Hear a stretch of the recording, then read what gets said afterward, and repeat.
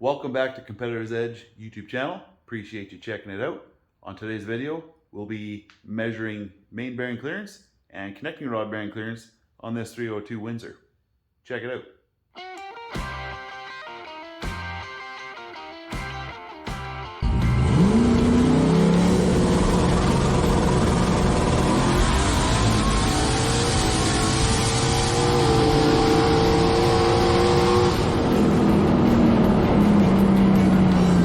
Alright, let's get right to it.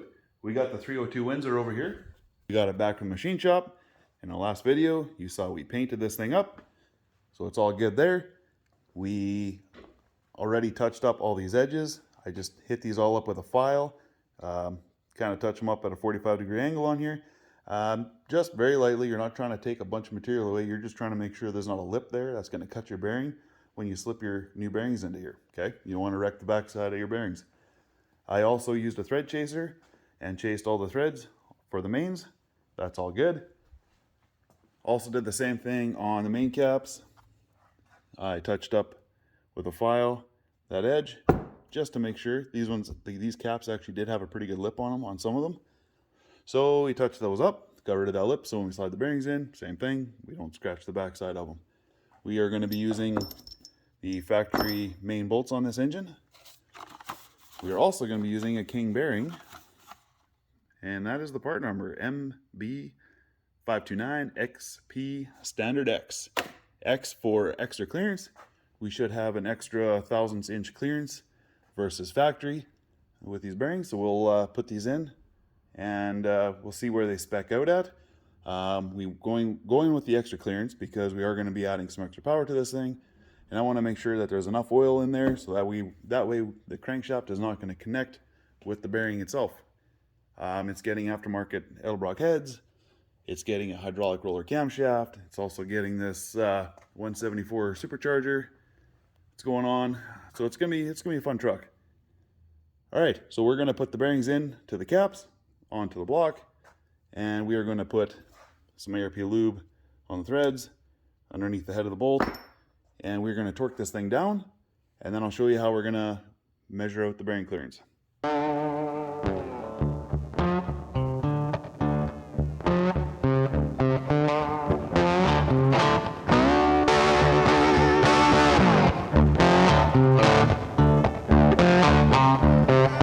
so you saw me install those main caps, torque them down. I torqued them to 70 foot-pounds in 3 even increments. Also, when you put the caps on the block, you want to make sure, like, you can start your bolts, you'll thread them in a little bit, and when you do that, your main cap can still walk back and forth, okay? It's not like the bolts aren't going to center your cap. So what I do is I'll center the cap. I'm aligning the two bearing halves together, the one that's in the block and the one that's in the cap. Aligning them so that they're even with each other, and then I'll tap the cap down into its recessed location with a hammer, and then I'll snug the bolts down. So I did that with all of them to make sure they're lined up so that they're not angled or twisted in any way. So we got those torqued down, and we're gonna move on to the next step. So you might be asking, Jamie, why is your block on the ground? This doesn't make any sense. It was over here before, now you got it on the ground on a blanket. What's the deal? Well, I'll tell you. I don't have the biggest dial bore gauge, okay? I don't have the biggest dial bore gauge, okay? This is what I got. It doesn't have a ton of reach. So that means I can't stick it into one end and get all the way to the other side and measure them all in one shot. And I don't want to torque down just half the caps, then measure those, then torque down the other ones, because there is different pressures and stuff on the block when you torque them that way. So I torque them all in sequence as if we are running the engine, okay? Pretending we're installing the crankshaft, torquing it as that. So now, with it on the ground, I can actually measure the front 3, and then the back 2, or the back 3 and the front 2, either way. I can reach 3 at one time, okay? So this way, I can get to the front and the back, I have everything torqued down the way it's supposed to be, the way it's gonna be run. That's why I do that. Okay, so the next step, we're gonna take our outside micrometer, and we are going to measure, we're going to mic the outside of the journal here for number 1, main bearing cap. So we're going to take it. I've actually already done it, but I'm just going to do it again. go ahead and center it. And snug that down. And we'll lock it in place. Okay, so there's our measurement. Now, this is gonna be hard to do with the way I got the camera angle, but now we're gonna take our dial bore gauge. We're going to set it up in our micrometer, and we want to zero out our gauge.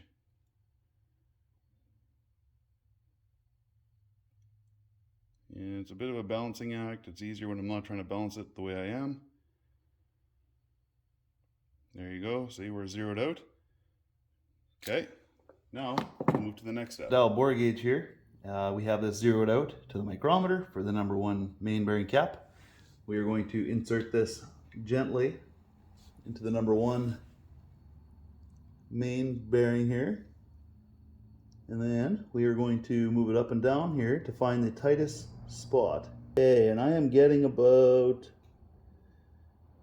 2.6 thousandths of an inch, so 26 10,000ths of an inch, just over 2.5 thousandths. So basically 2.5 thousandths is our bearing clearance there. Good. We got 2.5.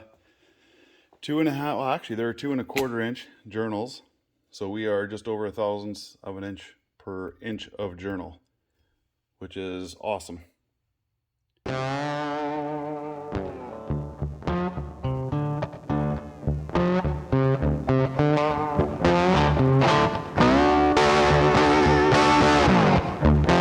So we got the main bearing clearance all checked, and it all checks out. We did have this crank polished up at the machine shop, so they did have to polish a little bit more on a couple of journals, but here's our clearances. So we got 26 10,000ths, 25 10,000ths, 26 10,000ths, 3 thousandths, and 29 10,000ths. So clearances are all good. They're all a little bit over the 1 thou per inch of journal. So we're good there. I usually like to go a little bit looser than that for an application like this. So we're good here. Next, we are going to move on to checking the connecting rod bearing clearances. All right, so the bearings we're going to use is the ACL bearings for this engine. Normally I would have just gone with another King bearing XP series, but of course they didn't have them in stock. So we went for an ACL bearing. I've used these in the past as well with good success. It is an 8B634HX standard. So these also have the extra thou bearing clearance in them as well. So we'll put them in and see where our clearance checks out at. We have the factory connecting rods, but we got ARP rod bolts in there. They're a 5/16 bolt, 1/2 inch nut, pretty small stuff. Torque spec is 35 foot-pounds, and we're looking for a stretch of 6 thou to 65 10,000ths. So yeah, 6 thousandths is what we'll shoot for, just over that. And we'll do that using our stretch gauge that I showed you in a previous video on the 408 build. So we're going to use that. I'll show you on this one how we do that. But yeah, we'll put some ARP lube on the threads, as well as on the nut side where it meets the connecting rod. And we'll put the bearing in. These are lowers and uppers, so make sure you get them in right. We'll put them in, lube it up, and we'll torque it down to 35 foot-pounds.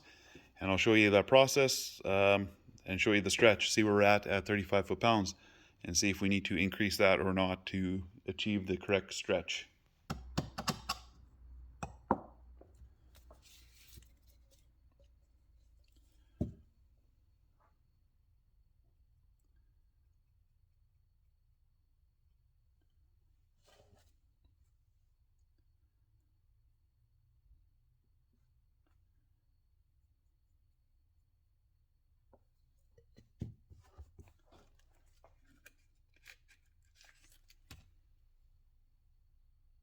Okay, so the clear pack is the uppers, and it also tells you right here you got a U. It's probably not going to show. It's not going to work, but trust me, there's a U here telling me that's the uppers.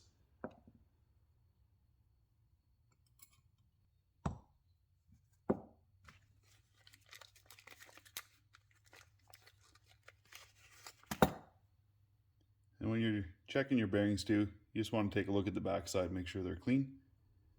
No chunks of any sort in there. And the yellow is the lowers.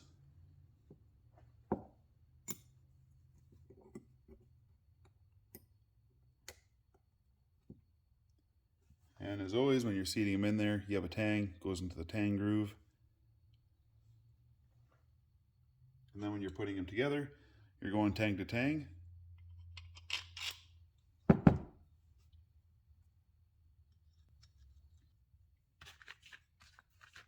Okay.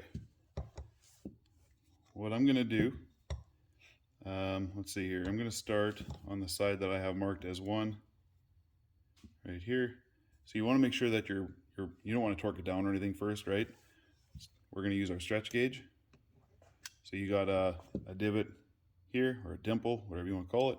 Same on the bottom side. And you're going to take and center your stretch gauge in those dimples. And I'm just going to give it a little pressure up top here with my finger just to make sure it's seated. And then we will zero out our gauge.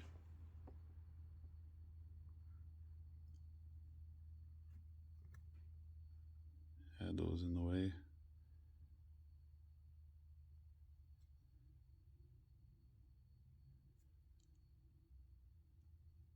Okay, so we are zeroed out. Now you can't zero out to 2 of them at the same time, so keep track of which one you're zeroed out to. And then we're going to move over to my connecting rod vise. I'll put it in there and we're going to torque both of them down to 35 foot-pounds, but I'm going to check the stretch on just the one for now. And then I'll have to release the pressure on this one after, zero it out, and then retorque it and check the stretch at it again.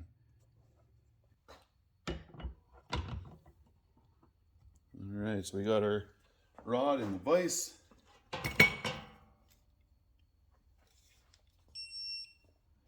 And we are going to go to 35 foot-pounds.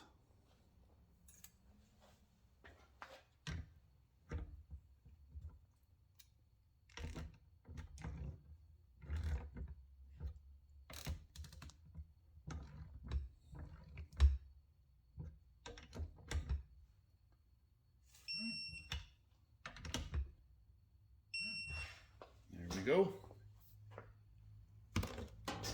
Now it's this side that we zeroed out to, okay? Okay, so check that out. Let's see if we're gonna get this thing to focus. We are actually at 7.5 thousandths. So it's 7.5 thousandths, so that's actually overstretched. So I will release it and I'll go to 30 foot-pounds and see what that does. Loosen them off. I'm going to double check my zero.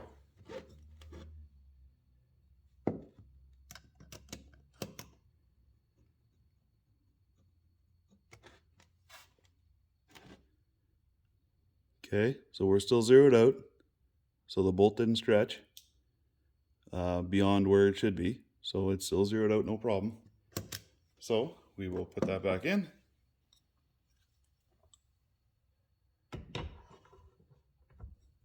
And we will torque to 30 foot-pounds.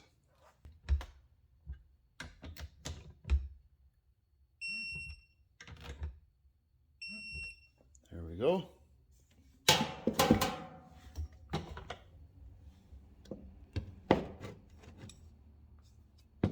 Now we will check our stretch once again.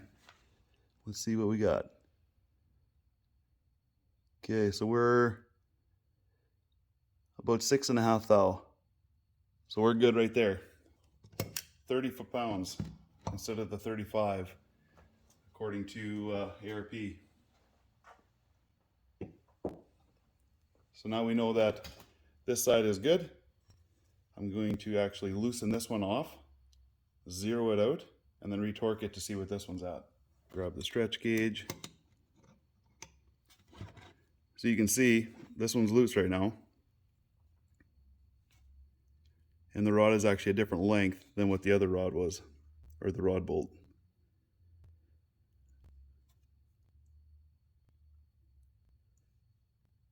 Okay, so we're zeroed out. Put this guy back in.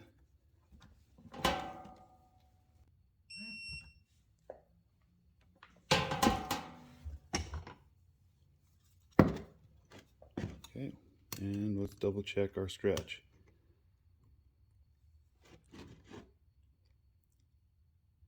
And 6.5. Okay, so that's our number. We're looking at 30 foot-pounds versus the ARP spec of 35. Now, we got our rod torque spec figured out. We can check our bearing clearance. So once again, we're going to take our micrometer. I'm going to go here to the number 1 journal.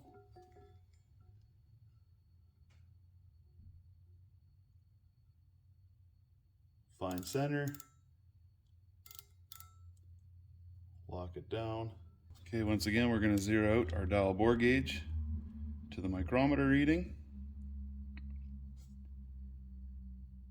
So right there, we're zeroed out. And let's get it on camera so you can see it.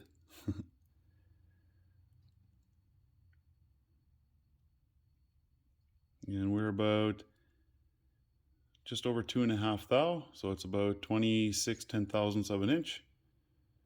And I didn't get the spec on the journal here, but I think it's just over 21. Let's see here. Yeah, we're about 2.1 inches, just over actually. So at 2.5 thou, we are right where we want to be. I guess 26/10,000ths, but yeah, we're golden there. So I'm going to go ahead and do this whole thing to the other 7 rods and get it dialed.